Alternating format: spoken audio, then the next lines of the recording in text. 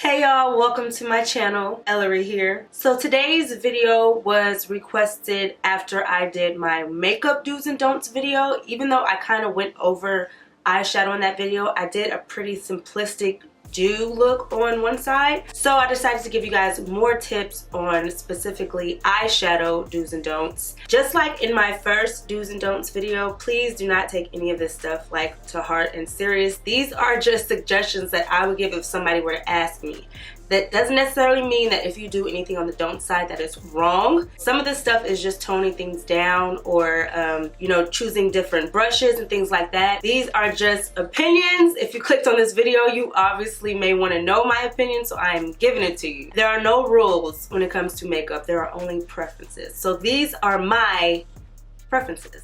In order to demonstrate a look, I'm going to use this Born to Run palette by Urban Decay. I haven't used it yet. It's nice and fresh and crispy. So I'm just going to use that for the whole tutorial. But, you can always swap out colors. Just listen to my tips. Just got a few of them. Before I get started, make sure you guys subscribe to my channel. I'm also on Instagram at Ellarie. And, appreciate ya. Let's get started. The number one thing I would say to start with is deciding whether or not you're gonna do your eyes or your face first. As you guys can see, I already have my face done because I know kind of the type of look I'm gonna do. If you're doing a really dramatic look, like sometimes if I'm doing like a smoky eye or something that has a lot of color or glitter, I'll start with my eyes first. That way I can clean up fallout without messing up my makeup. The second little quick tip before you get started is to make sure your brushes are clean. I don't deep clean wash my brushes all the time, but I always keep a brush cleaner. Like I'll pour Max brush cleaner into a little squirt bottle, and I always just use a towel and clean off my brushes before I get started on my eye look. Okay, we're already at number 3, a primer. Even if you don't use primer on your face for whatever reason, I would say you definitely need it on your eyes, just because you're blinking and all that creasing creates a lot of oils in your eyes. So when you have your eyeshadows on for long periods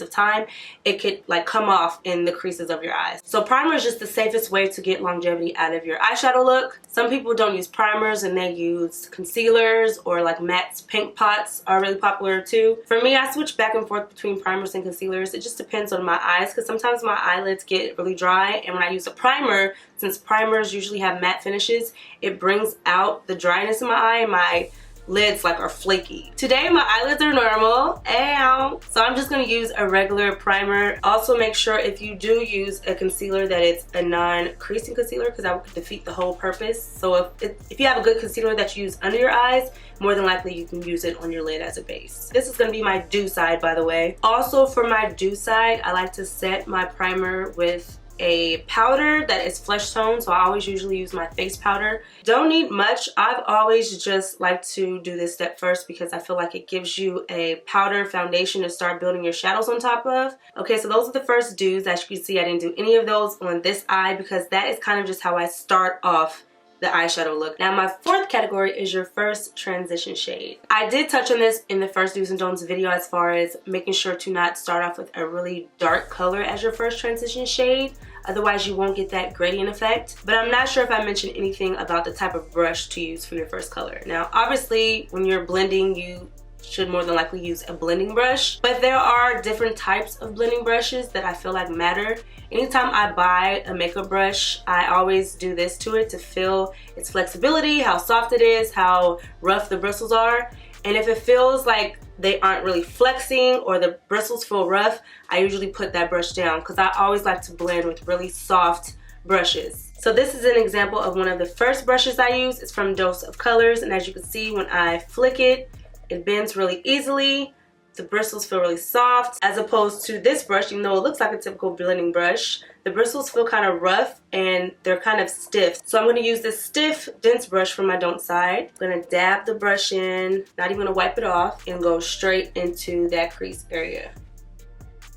Since I don't have primer on, the shadow is kind of sticking in certain spots because it's not applying smoothly, because I have moisture on my eyelids. Not only because the brush is really rough and stiff and dense, but anytime you have moisture on your eyelids and you put like matte shadows on, it applies blotchy. So this eye is what I would do. So instead of using Punk, I'm actually gonna go a little lighter and apply Riff. I really want my crease to be gradient, so I'm gonna start with this color first before I get a little deeper. I always start in the outer corner in a circular motion and then kind of sweep the excess over towards the crease so I can have control over where it goes. So don't and do. I usually like to use 2 minimum transition shades if I'm doing like a softer look. If I'm doing something more dramatic, I might have to use like 3 to 4 to really get that gradient look. When you start this dark, you automatically have to go darker than this, which is why you shouldn't start this dark. Otherwise, it's gonna look too choppy. You're not gonna get that smooth transition. I also like to use a smaller brush the closer I get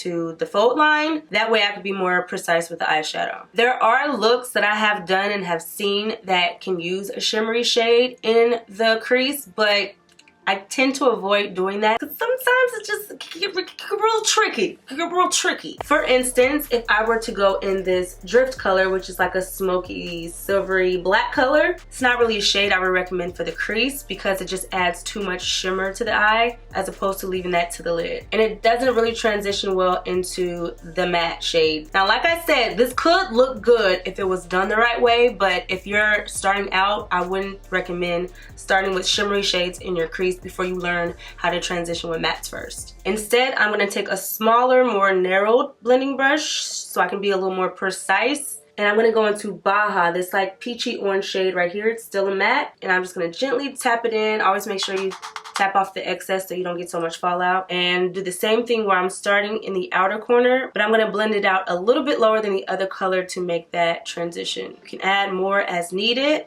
and build on top, but it's always good to start out with a little bit and build slowly. And when I'm blending, I kind of hold the brush out more from the center towards the end because it gives me a lighter hand as opposed to being up here and applying the color too heavily. My third transition shade is going to be the deepest shade that I use into my crease, and I like to use a deep shade in my crease to give my lid some definition from the crease, and it kind of defines my eyes. It gives my eyes more of a shape. I also like to use a smaller tapered blending brush when I get to this step because using a big brush you aren't really able to stay in the crease. Example, I'm going to add this jet black color into my crease to define this don't side with a bigger brush than I would normally use. And even though I could blend this color in, it's taking up too much space, so it's not giving me a lot of the room that I need for my lid shade. It's like giving me less room to work with because the brush is bigger. And since I haven't been tapping the brush off, I'm also getting fallout over here. So like I said, I would recommend using a smaller tapered blending brush. You guys know I use these tapered blending brushes by Morphe all the time because they have kind of like a point on the end that helps you really get into that crease. And I'm going to go into this deep matte brown shade called Punk. Swirl a little bit, tap, tap, tap. And I always kind of point the brush like a pencil where I'm going to start blending it off at, just so the product can go there first, and then I can blend it out as necessary. Once again, starting in the outer V and sweeping the excess into the crease. Kind of stippling it to blend it up towards that orange shade.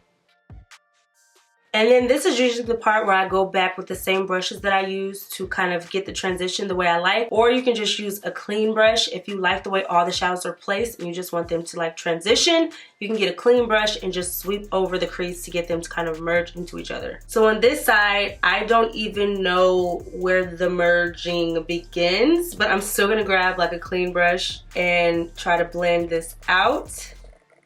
It kind of helped. I mean, now it just all looks one color. Well, so like I said, I usually just go back with the same brushes that I started with. This was the first brush. I add like a tiny more and blend that in. And then I add a tiny more of the second shade, that Baja, and go back over that area. And then I usually don't add any more of the darker shade and just kind of sweep over the crease.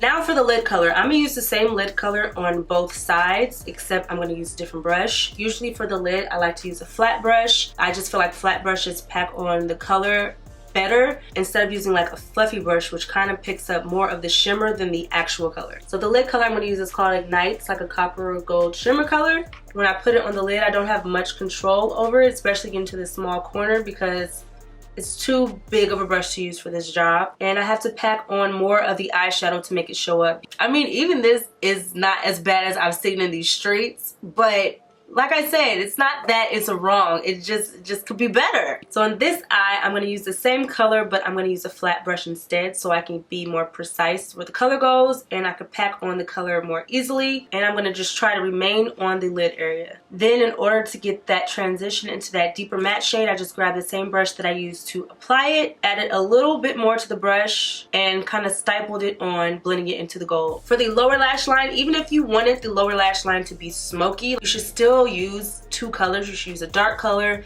and then a lighter color to blend it out. Otherwise, it turns raccoony. For example, even though I'm going to use the right type of brush, this is like a smudger brush that you generally use on your lower lash line. I'm going to smoke it out with this dark black matte shade, and I'm going to put it all on the lower lash line. And it's just too choppy. It's too dark right here to go into my brown skin. Like, we needed another color to kind of blend it out underneath the eye. So instead, I'm going to go back into that dark brown matte punk shade, and I'm going to go right on the lash line and gently smudge it out. And then I'm going to grab this soft pencil brush and I'm going to go back into Riff, the lighter brown matte shade that I use as my first transition. And I'm going to go right on top and below of that dark shade to blend it out. This is going to eliminate some of that harshness and help it blend more seamlessly, darling. And you can even add a little bit more of your background color, so that Baja color that I used, I'm also going to use a tad of that underneath the eye as well.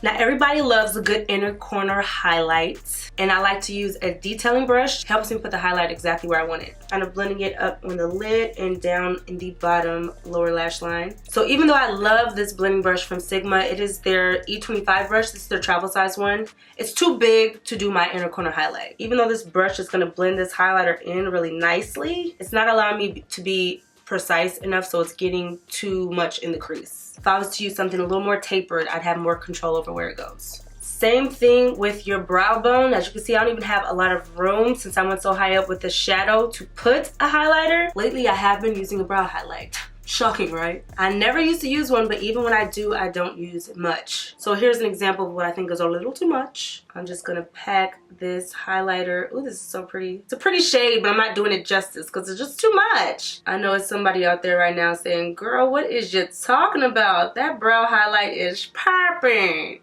It's popping. So the difference, I'm gonna use the same brush. I'm not even gonna take nothing off because I put so much highlighter on this side. I can actually borrow some instead of going back into the compact. This is Chocolate Geode, by the way, by Becca. I'm just gonna use a light hand and dust it on that arc. I actually have too much, so I have to wipe some off. For my waterline, I know it's trendy not to put anything on your waterline anymore and just do some mascara and keep it nice and light down there. But I'm a little addicted to black liner. I just am. It's kind of my thing. What I'm not addicted to though is white on my waterline. Even if I don't use black, I never use white. I just feel like it's too much of a contrast with my skin tone. I've seen people do it really prettily, that's a word. But I just feel like I always look crazy. But let's say you're just feeling risque and you want some white liner down here.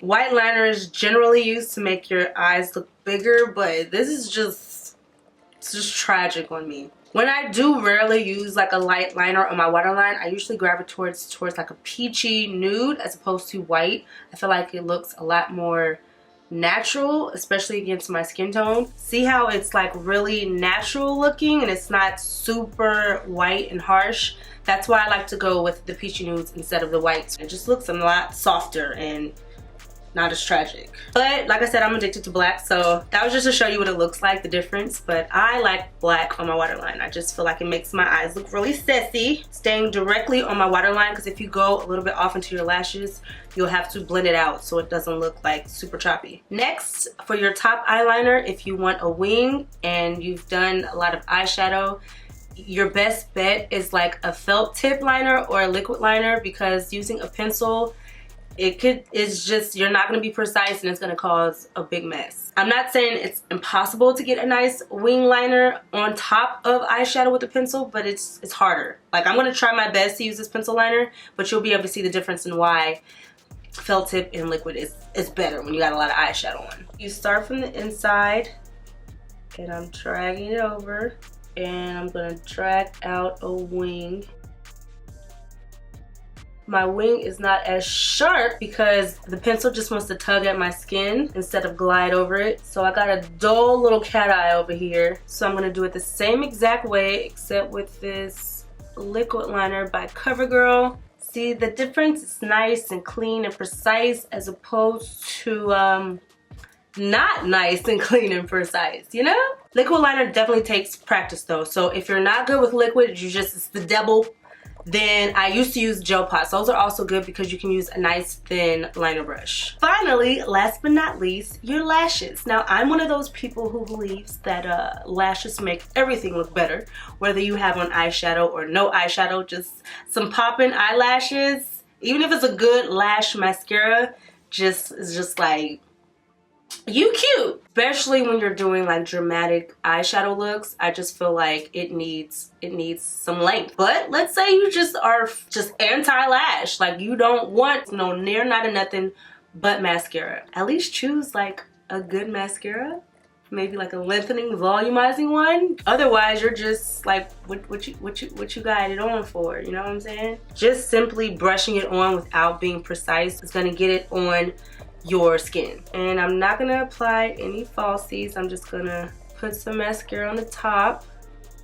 On this eye, I'm gonna use the Bad Girl Bang mascara just because I like the wand on this. I like this mascara at the top and the bottom, even though I'm not gonna use it at the top today. I like to start at the ends and kind of just sweep on the product. And then once they look dark, then I start separating the hairs. But I always try to use a light hand on the lower lashes so I can prevent getting it down on my skin. And I'm gonna pop on a lash as a finishing touch. These are Allure Light by House of Lashes. I always like to clean off my real lashes first for any fallout that's on there. Brush in those real hairs, and you can even go over the lash band with some more liquid liner to really blend it in. But other than that, that is a successful eye, and this eye, not so much. So here is a close-up of both eyes.